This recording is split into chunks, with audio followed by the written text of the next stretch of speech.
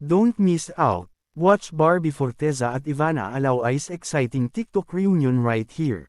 Actresses Barbie Forteza and Ivana Alawi thrilled their fans with a highly anticipated reunion.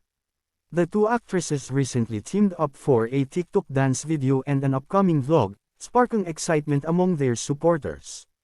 Barbie, known as the Kapuso Primetime Princess, shared a TikTok clip featuring her and Ivana dancing to a remix of Jennifer Lopez's hit song Let's Get Loud. The duo showcased their moves in a public setting, radiating charm and energy that captivated viewers. Fans quickly filled the comments with admiration, praising their beauty and chemistry. Many highlighted Barbie's effortless glow, with some jokingly pointing out how stunning she looked even in a simple tank top. In her caption, Barbie expressed her happiness about reuniting with Ivana, writing, "Happy to see you again, gorgeous Ivana Alawi." She also teased their upcoming vlog, adding, "Excited na kung mapanood ang vlog natin sa channel mo." Ivana warmly responded with, "Love you," in the comments, further fueling fans' excitement. Netizens eagerly reacted to their reunion, with comments like, "Nagkita na rin sila sa wakas after so many years.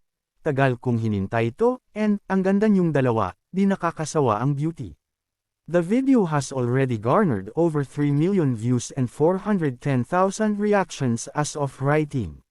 Barbie and Ivana's friendship traces back to their time on GMA's 2011 teen-oriented series Twin Hearts, where they played supporting roles. Over the years, their bond has remained strong, with both actresses continuously supporting each other's careers. In 2023, Ivana expressed her deep admiration for Barbie in a vlog, recalling her kindness and sincerity.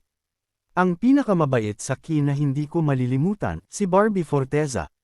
Sobrang bait at totoo talaga siya kaya super blessed niya because she really has a good heart," Ivana shared. Barbie responded warmly on social media, writing, "Grabe naman to.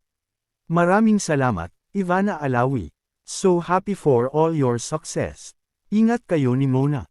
"Hi po, tita." Fans eagerly await their upcoming vlog, hoping to see more of their fun and genuine friendship.